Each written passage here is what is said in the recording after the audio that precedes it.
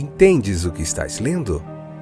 O podcast que te leva através das páginas da Bíblia, livro por livro, capítulo por capítulo. Uma exposição bíblica emocionante.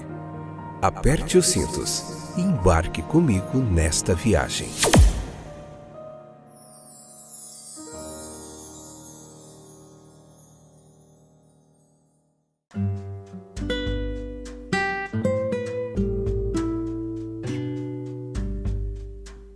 Olá, gente boa de Deus, eu sou o Fábio, estou de volta aqui juntinho com você para nós meditarmos em mais um trecho da Palavra de Deus, mais uma parte do texto bíblico.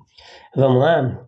Meditar hoje em Mateus capítulo 19, a parte 3, joia demais, episódio número 653, nessa 8ª temporada, estamos vendo o livro de Mateus, capítulo por capítulo. Vamos meditar mais um pouquinho sobre o jovem rico? Nós falamos bastante dele no episódio anterior e eu te convido para hoje a gente continuar meditando nessa história fantástica que nos traz tanto aprendizado e você não vai se arrepender, tá bom? Fica aí até o finalzinho, pega um caderno, anota.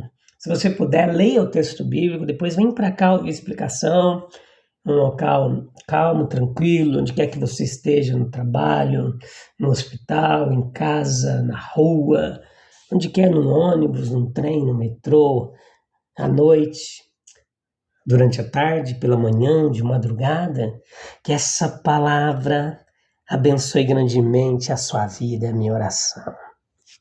O que me falta ainda era o questionamento daquele jovem. Claramente o jovem que fez essa pergunta estava falando sério. Ele não era um daqueles que se aproximavam de Jesus meramente por curiosidade ou para se compararem a esse renomado mestre. Para ele, a busca pela vida eterna era uma questão pessoal, importante.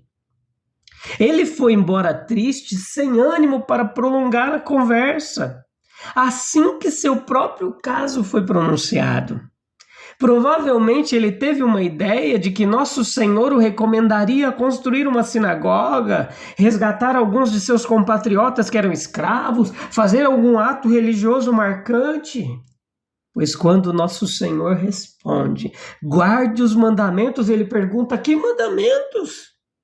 Imaginando que ele poderia se referir a algumas regras para a obtenção de uma santidade extraordinária que não havia sido divulgada ao povo comum.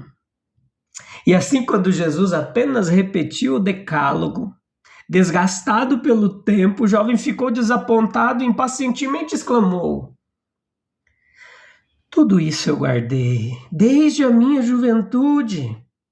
Não tanto se gabando de sua inocência de vida, mas indicando que ele tinha esses mandamentos em vista durante toda a sua vida e que referi-los a ele não lhe daria satisfação. Toda a ajuda que eles poderiam dar, ele já tinha obtido. O que me falta ainda? Ele pertencia à classe dos fariseus. Diga-me algo mais para fazer que eu o farei. Era a frase deles. Ele pensava que estava pronto para fazer qualquer sacrifício, fazer qualquer grande coisa que pudesse promover seus interesses espirituais. Até um homem inteligente, ele pode compreender mal sua própria realização espiritual. Era natural que esse jovem se superestimasse. Ele não era apenas bem disposto, muito parecido com o modelo do que um jovem rico deveria ser, mas estava interessado na religião, na religiosidade, como muitos poucos jovens ricos o são. Ele era geralmente estimado, já havia se tornado um líder respeitado na sinagoga. Ele veio a Jesus não para aprender os rudimentos, mas para receber os toques finais de um caráter religioso. Eles dizem que ele está errado até o fundamento. Ele está na posição de uma pessoa que vai ao seu médico reclamando de um leve mal-estar que ele supõe que um comprimido removerá. Eles dizem que ele tem uma doença cardíaca, um câncer. Ou ele está na posição de um inventor otimista, que passou anos elaborando uma máquina e finalmente a coloca nas mãos de alguém apenas para ajustar os encaixes finais e é informado que a coisa toda está errada na concepção e não pode de forma alguma funcionar. Ele se vê como nunca se viu antes. Ele nunca soube o quanto amava seu dinheiro até descobrir que arriscaria sua alma em vez de se desfazer de seu dinheiro. Ele nunca soube o quão pouco se importava com os pobres até descobrir que não estava preparado para ajudá-los, tornando-se um deles. Ele nunca sonhou que era ímpio, até descobrir que preferia seus poucos acres de terra àquela pessoa que ele confessou ser a bondade encarnada. Esse jovem imaginou que acolheria qualquer luz sobre o dever. Ele se achava disposto a fazer qualquer coisa que melhorasse sua condição espiritual, e ele descobre que não está de forma nenhuma disposto. Milhares estão neste estado, dê-nos, eles diriam, algo tangível para fazer e nós o faremos. Mas a religião parece sempre tão distante que não sabemos por onde começar. Coloque o dever presente para tais pessoas em uma forma atingível e nem sempre é tão bem-vindo quanto eles esperavam. Diga a eles que ser santo é, no caso deles, dizer 10 palavras de desculpas a alguém que eles prejudicaram, reservar um tempo fixo diário para reflexão, oração, abandonar alguma indulgência, gastar dinheiro com um parente, eles se afastam mal-humorados, como aquele jovem. Foi dito claramente a este jovem que para alcançar a vida eterna, ele deveria abandonar seu lar agradável, sua posição na sociedade, todos os seus confortos e perspectivas e se tornar semelhante a um pobre andarilho.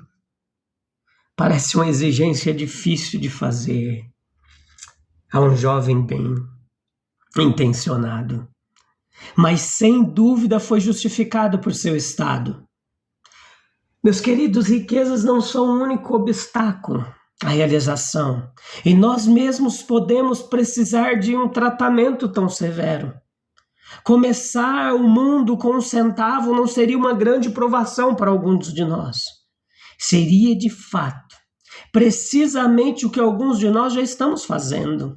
E provavelmente há poucos que não venderiam de bom grado tudo o que têm se o preço comprasse a perfeição de caráter e a vida eterna.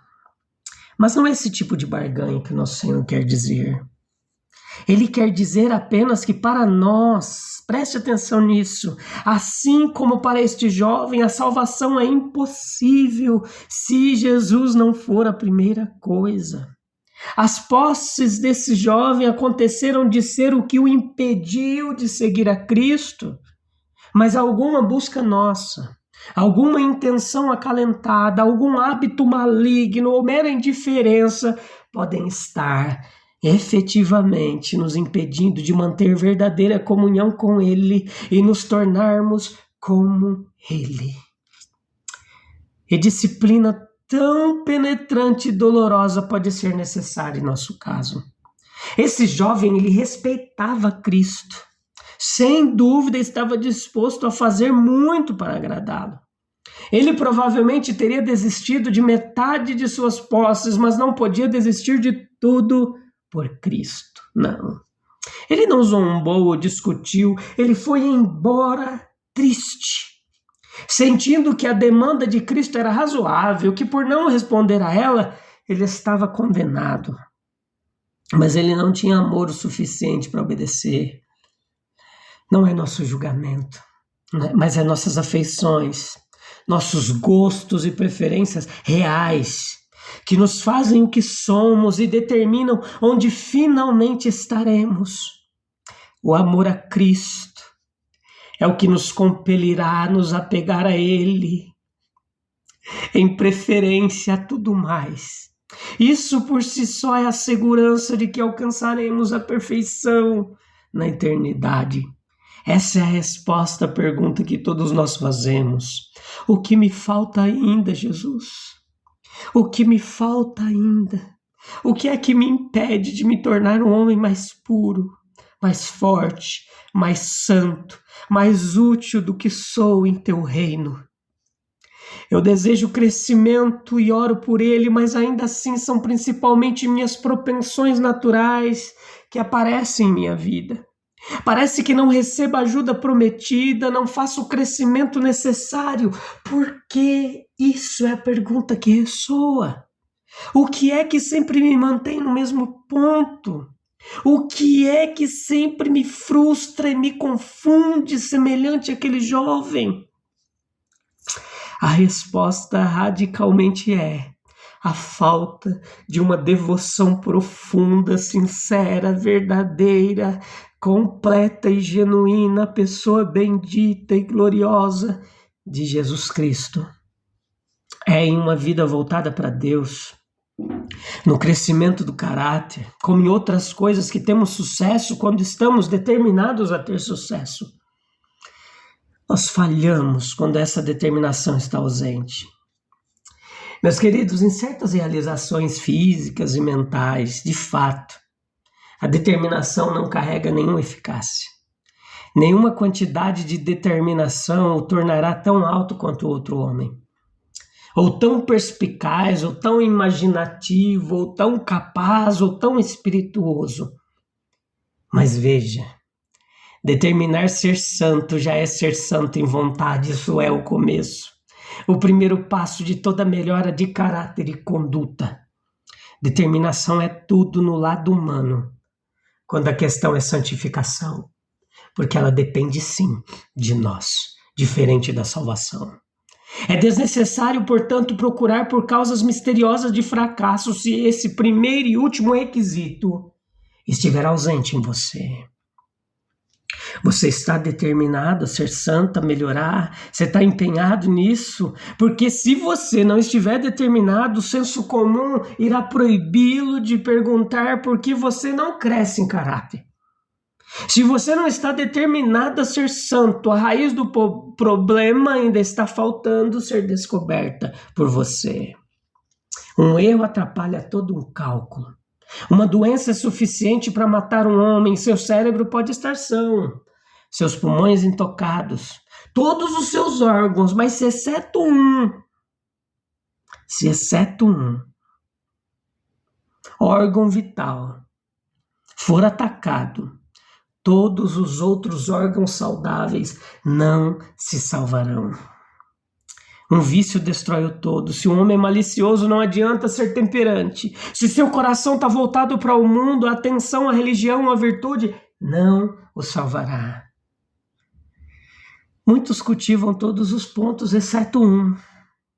Quantas vezes dizemos, que pena que um homem tão bom deva ceder neste ou naquele aspecto. Assim pode ser dito por outros sobre nós mesmos. Para alguns, essa pergunta, o que me falta? Pode vir como um tom de ironia. O que me falta? Somos tentados a dizer o que eu tenho antes, o que não esteja manchado pelo pecado, manchado pelo mundo, inseguro, improdutivo. Quando chegará o momento em que serei capaz de dizer com sinceridade o que me falta ainda? Quando tanto bem tiver sido alcançado por mim que ficarei perdido para ver se mais conquistas são possíveis. Minha juventude foi muito diferente da desse jovem. Em vez da ingenuidade, da esperança ininterrupta e da aspiração ardente da juventude, havia sua paixão, seus desejos indomáveis, seu amor egoísta pelo prazer, sua impaciência, sua loucura. Mas há pelo menos a mesma escolha agora colocada diante de você, que foi colocada diante dele. Para você, Jesus diz, siga-me. Ele infalivelmente o levará à melhoria contínua. Ele cuida para que todo aquele que abandona qualquer coisa por sua causa receba nessa vida 100 vezes mais e no mundo vindouro a vida eterna. Porque deveríamos nos apressar para ficar ricos se as riquezas podem se tornar uma maldição para nós? Se em qualquer caso elas provavelmente trarão novas dificuldades, deveríamos estar tão ansiosos para adquiri-las? Como é que tantas pessoas cristãs são encontradas ansiosamente perseguindo a corrida pela riqueza? Nós podemos nunca obter riquezas. E se tivermos o reino dos céus, que é muito melhor, talvez sejamos poupados de uma tentação perigosa. O homem rico, ele é gravemente advertido, ele está em sério perigo, ele pode falhar miseravelmente, esmagado pelo peso de sua própria riqueza. Sua salvação seria um milagre, mas Deus é o Deus de milagres. Embora seja tão difícil para um homem rico salvar a si mesmo, quanto para um camelo passar como um fio pelo buraco de uma agulha, Deus pode salvá-lo. Portanto, os ricos devem ter o evangelho pregado a eles, nós devemos orar pelos ricos, nós devemos nos alegrar muito por haver homens ricos no reino de Deus. Afinal, o dinheiro também pode ser uma ferramenta muito útil na expansão do evangelho e do reino de Deus. Agora eu te pergunto, será que nós estamos dispostos a abandonar tudo o que amamos para seguir a Cristo? Verdadeiramente? Ou nós deixaremos que as posses nos impeçam de alcançá-lo? Quantos de nós acreditamos que já fizemos o suficiente, quando na verdade ainda nos falta o mais importante, uma devoção genuína, total, completa a Cristo. Vamos orar? Oh, que palavra abençoada, Jesus, obrigado, Senhor. Que possamos reconhecer o que realmente nos falta e nos desprender de tudo que nos afasta de Ti. Dá-nos a coragem de Te seguir, não apenas em palavras, mas em ações. Que possamos priorizar Teu reino, acima de qualquer posse ou desejo terreno. Que a nossa determinação de Te seguir seja firme e inabalável, guiando-nos ao verdadeiro crescimento espiritual e à vida eterna. Amém, amém, amém. Deus abençoe grandemente a sua vida. Volta no próximo episódio. Eu vou estar aqui te esperando, tá bom? Um abraço. Deus abençoe e até breve. Tchau, tchau.